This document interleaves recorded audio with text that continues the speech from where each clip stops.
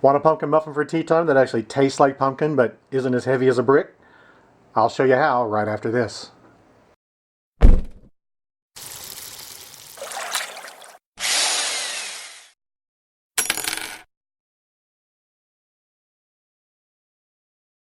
Hello people of the Muffin Tubes, I'm Mr. Spork and these are Mr. Spork's hands. I probably should have done this recipe for you before the holidays, but you know, I think it's always a good time for pumpkin, and in this case, I'm making pumpkin muffins out of my very own pumpkin puree. I'll talk about that a little bit more in just a second, but let's dive right into this one. I'm going to use some pastry flour. This is 250 grams of pastry flour, and I always take the trouble to sift mine because even if it's been sitting around for just a few weeks, it tends to pack down, and that's going to give you less of a rise. And the trick with making pumpkin anything, really, pumpkin cheesecake or pumpkin muffins or pumpkin pie for that matter, is to get the pumpkin to not be too heavy. You want that lift and that lightness and that airiness whenever you can manage it. And sifting your flour will help. So 250 grams of pastry flour. Again, pastry flour has lower gluten, and so it's going to bake up a little bit lighter. Sometimes it's called cake flour.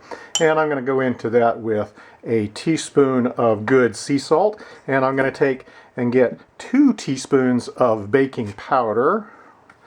And I'm going to show you a real quick trick here. A lot of times people ask me how you test your baking powder. So I've got a little extra baking powder in there, and I've got some hot water straight out of my kettle, and I want you to see those beautiful bubbles, those lifting bubbles? That tells you that your baking powder is good. So test it with a little bit of hot water. Again, the heat activates your baking powder, and that's how you can tell if it's good or not.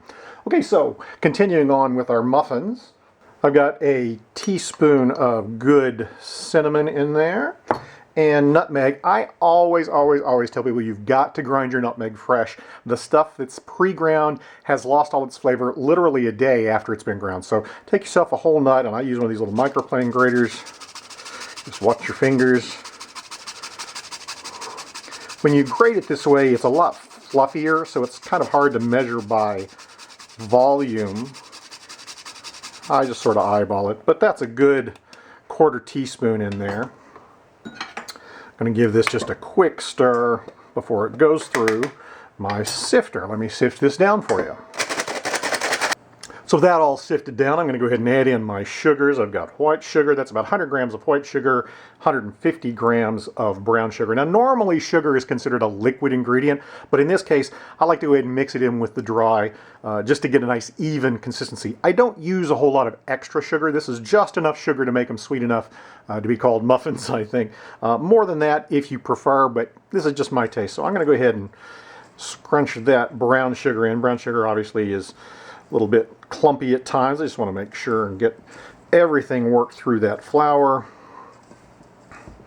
Okay, so that half of the equation, the dry half if you will, is ready to go. I've also got my cranberries. I don't use a lot of cranberries in this case because again I think the pumpkin flavor is what should shine through. So I've just taken 50 grams of dried cranberries, soaked them in a little bit of warm water, and I'll drain those before I go into the mix with them. Drained cranberries, and in they go. And again, you want to make sure that these are distributed nice and evenly and that they all kind of get coated in that dry ingredient mixture. Separate them out. You just want 1 or 2 in every muffin. You don't want them to be overloaded. You could certainly use raisins here. You could use dried apricots. You could use figs. Just make sure that the pieces are small enough that they'll get evenly distributed. So there you go, there's the dry mix. Now the other half of this to give some lift is an emulsification. We're going to use butter and egg. So what I do here on the food processor first is I get myself a nice farm fresh egg in there. And as strange as it sounds, we're basically making butter mayonnaise. And what we're trying to do is get that suspension, that emulsification between the egg and the oil. In this case we're going to use melted butter. This is about 100 grams of melted butter. And then we're going to add in our pumpkin puree and just a little bit of cream to balance it out. Now I want to talk about the pumpkin puree. If you use the stuff from the grocery store, that's perfectly fine. Just make sure that you do get 100% pure pumpkin, not the pumpkin pie mix. You want to basically control your own salt and spices. I actually make this pumpkin puree myself. Basically you take diced and peeled big chunks of pumpkin, you put them into a saucepan, and then you put the slightest amount of water in there, like maybe 2 or 3 tablespoons.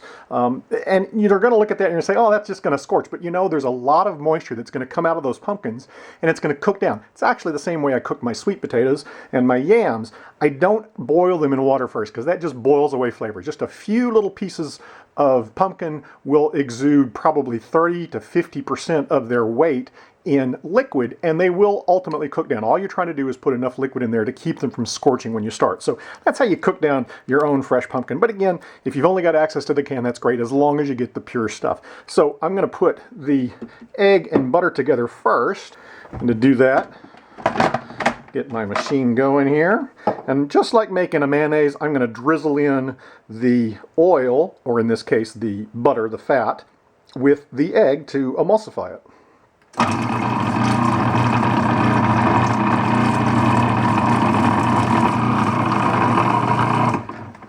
Doesn't take long. As you can see, it turns really light in colors, just like whipping your eggs together. Now we want to go in with our pumpkin puree.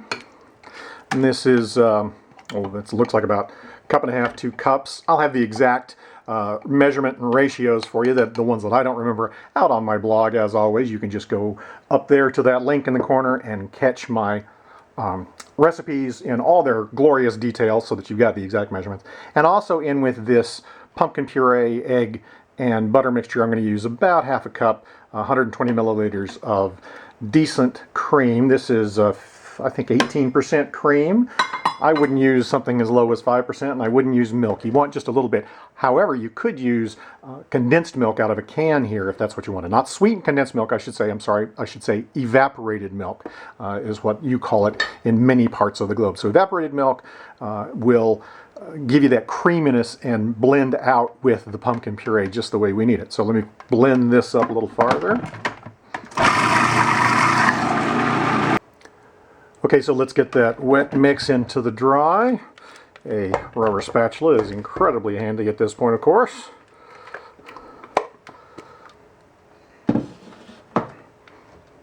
And here's where, with Muffin Method, you just want to fold gently, and you're not trying to mix for complete homogenization. You want it to still be a little loosely wet in places.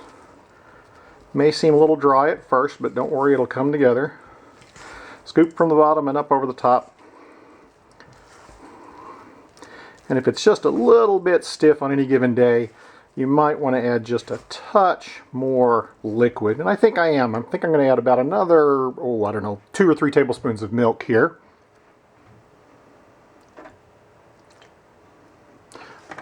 Let's call that 3 extra tablespoons of milk. Again, just folding gently.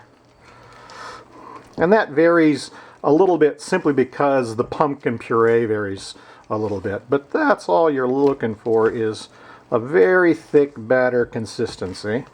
Don't be afraid to adjust on the fly. It's really, really hard to screw up a muffin. And you can see there's a few little bits of flour still left in the bottom. I'm not going to worry about them too much. Done. I'm just going to walk away and let that sit for about 5 minutes. Trust me, it'll make your muffins that much lighter by giving them just a tiny bit of a rest. So here's where most recipes for muffins would be telling you to prep your muffin tins and spray them with cooking spray or use those little tiny paper muffin cups. But in this case, I'm going to use this newfangled silicone muffin mold. And I got to tell you, normally I really hate the way muffins turn out in this silicone bakeware. It doesn't brown at all, like zero browning, totally blonde inside and out. You don't get that crispy muffin top edge, none of that with silicone baking. But in the case of these pumpkin muffins, I really kind of like that. They're really light and airy and fluffy and not brown at all. And so in this particular case, this particular flavor, I'm going to use silicone muffin molds. Again, you can certainly use traditional metal muffin molds if that's what you want to go with. Use those little cups, paper cups, if that's what you feel like. Muffin made with pumpkin isn't going to rise quite as much, so you can fill these a little bit fuller than you would with, say, a blueberry traditional muffin recipe, which means I'm going to say about 5/6 of the way full. So let me go ahead and fill those up right now. No prep required on the silicone muffin molds.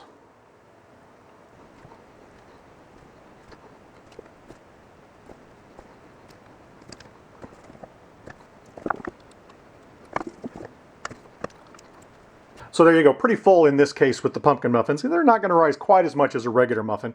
And you'll notice that I wasn't worried at all about those little tiny bits of unmixed flour as I was filling the cups. I would much rather understir the mix and preserve more lift than overstir to get every last little tiny bit. Plus, we did a really good job of mixing those dry ingredients together beforehand. So again, that will all work out in the bake. Speaking of the bake, I got 375 degrees dialed up on my oven. It's been heating for a good half an hour. I'm going to bake these for probably about 10 minutes, then I'm going to spin front to back, and I'm going to bake them further, probably about 10 or 12 minutes for the second half of baking. But again, I'm going to use my internal temperature as the guide for when they're done. I'll show you that right after I get them out of the oven.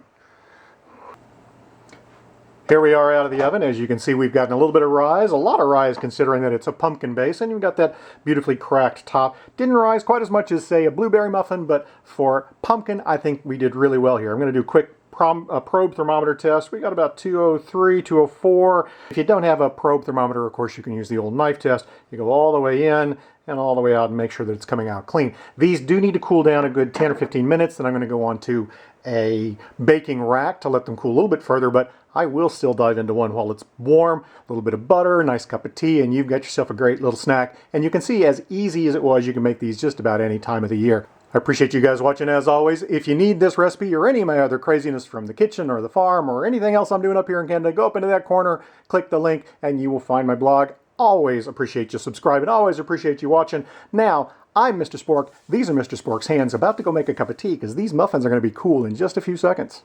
Cheers.